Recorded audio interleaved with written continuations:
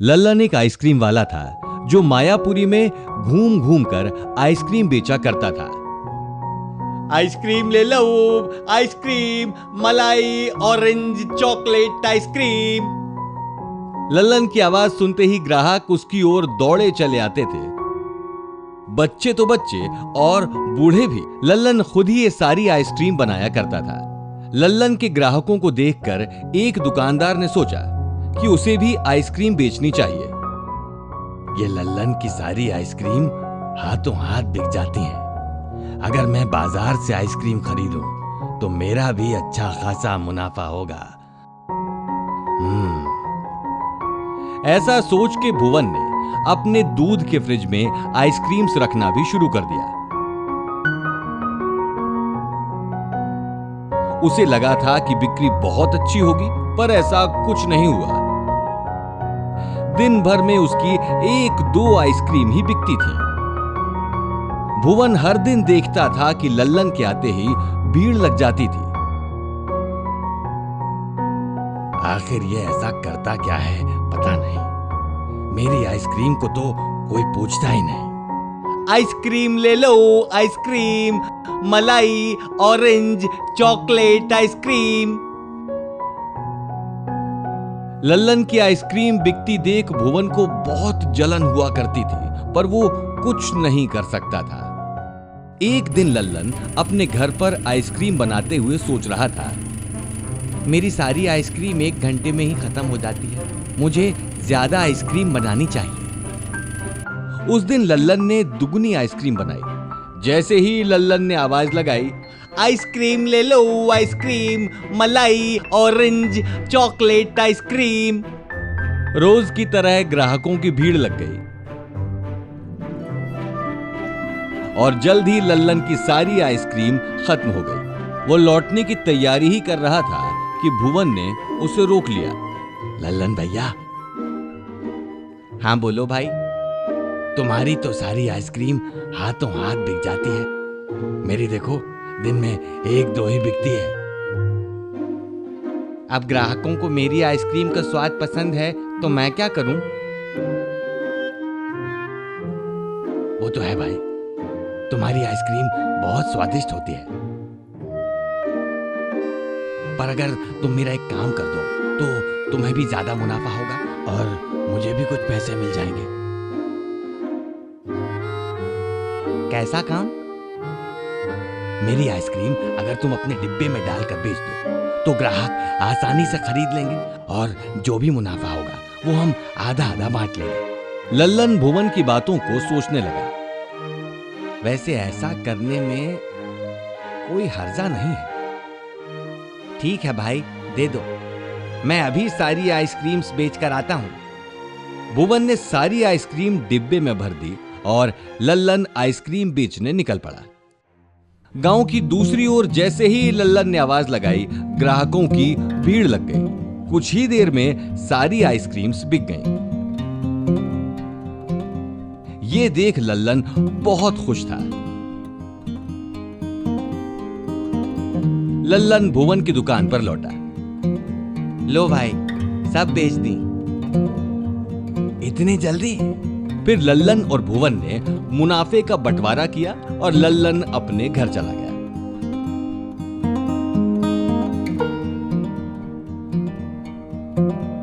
रात को जब लल्लन सो रहा था तब उसका दरवाजा कोई जोर जोर से खटखटा रहा था।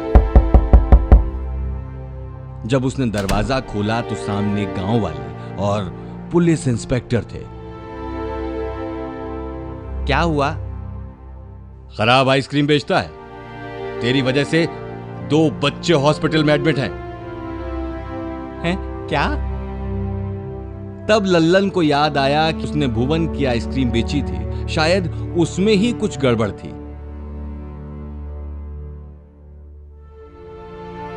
लेकिन अब वो कुछ नहीं कर सकता था क्योंकि उसे भी पैसों का लालच था। रोडपति से करोड़पति बनने की गजब कहानी कई साल पहले की बात है। एक अखिलेश नाम का नौजवान काम धंधे की तलाश में गांव से एक शहर में आता है। उस शहर में उसका एक दूर का रिश्तेदार रहता था। वह उससे मिलता है। मामा जी प्रणाम। कल्याण हो। अरे अखिलेश, अचानक कैसे आना हुआ? मामा जी, गांव में कुछ कमाई धंधा तो है नहीं, सो अपनी किस्मत आजमाने चला आया हूँ। ठीक है, जब आ गए हो तो कुछ न कुछ जुगाड़ हो ही जाएगा। दूसरे दिन से ही अखिलेश काम धंधे की तलाश में लग जाता है। वह पढ़ा लिखा है, लेकिन कई दिनों तक उसे कोई काम धंधा नहीं मिलता है। उसका मुख्य सपना था कि वह व्यापार करेगा। इसी दौरान वह कुछ लोगों से कर्ज लेना भी शुरू कर देता है। धीरे धीरे कर्ज लेकर अपना खर्च चलाने की उसे आदत सी पड़ जाती है। क्योंकि वह दिखने में बहुत भोला दिखता है, सो लोग उस पर विश्वास करके उसे कर्ज दे देते हैं। अखिलेश को कर्ज लेने की आदत ने निकम्मा बना दिया। एक दिन वह अपने रिश्तेदार के एक मित्र से कर्ज मांगता है। भाई साहब, मुझे 100 रुपए दे दीजिए, मेरे पैसे आने वाले हैं। जैसे ही रुपए आए, वैसे ही आपसे लिया हुआ कर्ज वापस कर दूंगा। यह मेरा पक्का वादा है। देखो अखिलेश, तुम अपना मुख्य लक्ष्य भूल गए हो। मैं तुम्हें उधार तो नहीं दूंगा, लेकिन तुम्हारी मदद कर सकता हूँ, बशर्ते तुम कुछ करने के लिए तैयार हो। ऐसा मुझे विश्वास दिलाओ। मैं चलता हूँ, सोच लेना, फिर कल मिलते हैं। अखिलेश अपने मन में सोचने लगता है कि उधार के पैसों से कितने दिन जिंदगी कटेगी। दूसरे दिन अखिलेश अपने रिश्तेदार के उसी मित्र से फिर मिलता है। भाई साहब, मैं तैयार हूँ, आप जैसा कहेंगे मैं वैसा ही करूंगा। रिश्तेदार का मित्र अखिलेश को लेकर उस शहर के फल बाजार की होलसेल मंडी में जाता है। वहां से वह अखिलेश के लिए 200 रुपए के केले खरीदता है। अखिलेश, कोई काम बड़ा या छोटा नहीं होता। हर काम को लगन और ईमानदारी के साथ करना चाहिए। तुम्हें ये केले अपने घर के पास स्थित बड़े गैराज के पास बेचने हैं। यदि तुम मेहनत और लगन से पीछे नहीं हटे, तो एक दिन सफलता तुम्हारे कदम चूमेगी। ठीक है भाई साहब, आज से मैं केले वाला बन गया। अखिलेश सारे केले लेकर घर आता है और निश्चित बताई हुई जगह पर केले बेचने लगता है। वह ईमानदारी से केले का छोटा व्यापार करने लगता है। धीरे धीरे उसकी पूंजी बढ़ने लगती है। एक एक पाई जोड़कर वह अपने व्यापार को बढ़ाता है। उस मित्र के द्वारा लगाए हुए 200 रुपए भी उसे वापस कर देता है। अब वह सभी प्रकार के फलों का व्यापार करने लगता है। उसे अच्छा मुनाफा मिलने लगता है। समय के साथ उसकी सच्ची लगन और मेहनत रंग लाती है। अब उसके पास फलों की एक बहुत बड़ी दुकान बन जाती है। वह विदेशों में भी फल निर्यात करने लगता है। उसके पास कई नौकर चाकर, अच्छा सा घर और गाड़ी, सब कुछ है। उसके रिश्तेदार के मित्र ने उसे अपना मुख्य लक्ष्य याद दिलाया और उसी राह पर चलने के लिए उसकी मदद भी की।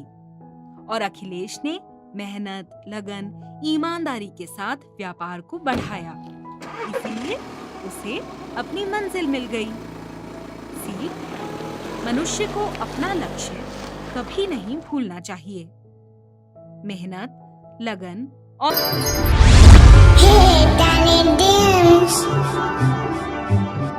सुंदर काली परी।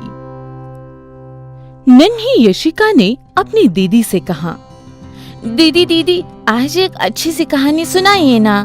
दीदी ने यशिका के सर पर हाथ घुमाते हुए कहा, अवश्य सुनाऊंगी बेटा, पहले तुम गरम गरम दूध पी लो। यशिका ने दूध की गिलास मुंह से लगाया और खाली कर दिया। वो दीदी की तरफ आशा भरी नजरों से देखने लगी। परी लोक की सुंदर दुनिया में बहुत सी परियां रहती थी। उनके बीच चंद्रमुखी नाम की परी भी थी। वो बहुत सुंदर थी, लेकिन उसका रंग काला था। कुछ परियां उसके काले रंग के कारण उसे हेय दृष्टि से देखती थी। चंद्रमुखी परी की एक सहेली थी, उसका नाम पूनम परी था।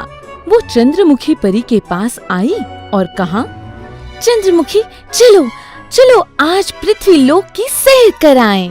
चंद्रमुखी ने उदास मन से कहा, पूनम मेरा दिल नहीं कह रहा है, फिर कभी जाएंगे।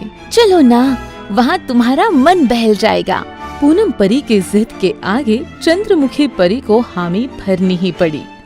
दोनों ने रानी परी से आज्ञा ली और पृथ्वी लोक की तरफ उड़ चली। उड़ते उड़ते वे पहाड़ के पास बहती हुई गंगा नदी के किनारे उतर गई।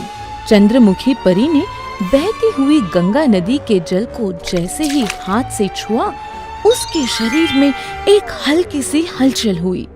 वो पीछे हट गई। पूनम परी ने पूछा, क्या हुआ चंद्रमुखी, तुम पीछे क्यों हट गई? चंद्रमुखी ने कहा, इस नदी को छूने से मेरे शरीर में कुछ अजीब सी हलचल हुई। मैंने कुछ अलग ढंग की ताजगी महसूस की है, पर ऐसा क्यों हुआ इसके बारे में मैं कुछ नहीं जानती। दोनों परियों में आपस में बातचीत चल रही थी कि अचानक वहाँ एक राजकुमार घोड़े पे बैठ कर आया। वो घोड़े से नीचे उतरा और नदी के पास पहुँच गया। नदी से एक चुल्लू पानी उठाकर उसने अपने मुंह में डाला। उसकी नजर चंद्रमुखी परी पर पड़ी। वो एकटक देखता ही रह गया। इसके बाद वो उन दोनों परियों के समीप पहुंच गया। राजकुमार ने परियों से प्रश्न किया, क्या आप लोग परीलोक से आए हैं?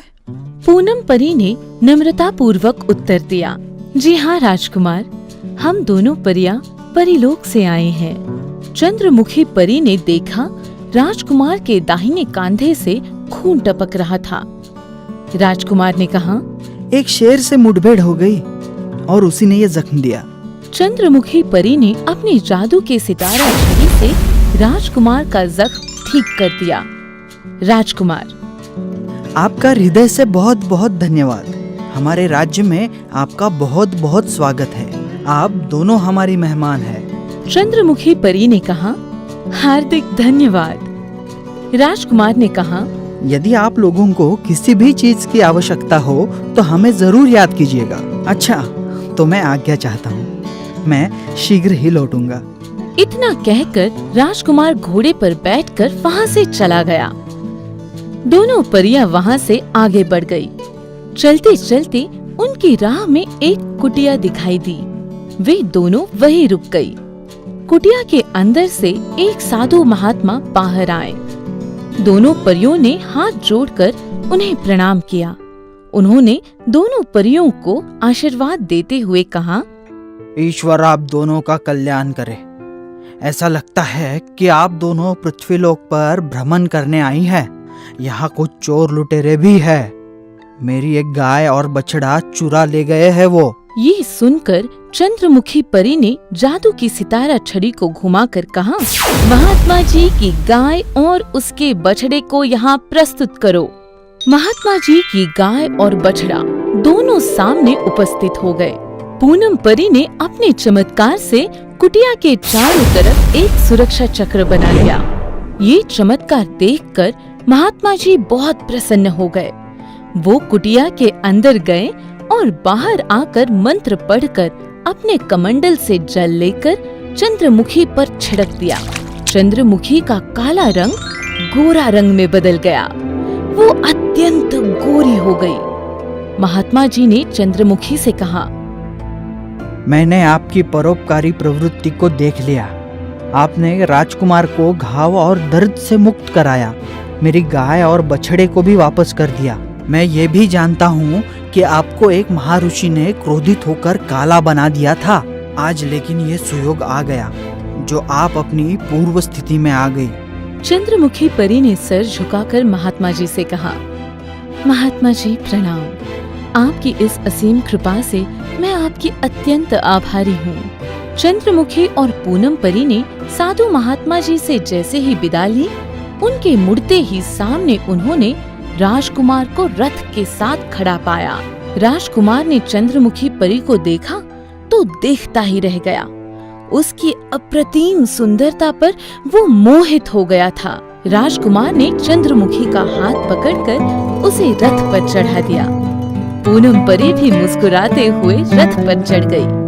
उसके बाद राजकुमार रथ पर सवार हुआ और रथ राजमहल की ओर चल पड़ा। चंद्रमुखी परी ने राजकुमार और महात्मा की सहायता की। उसके फलस्वरूप उसे अपना सुंदर रंग प्राप्त हुआ और उसके जीवन में खुशियों की बहार आ गई। सीख: परोपकारी कभी व्यर्थ नहीं जाता। परोपकार करने से दोनों पक्ष को लाभ मिलता है।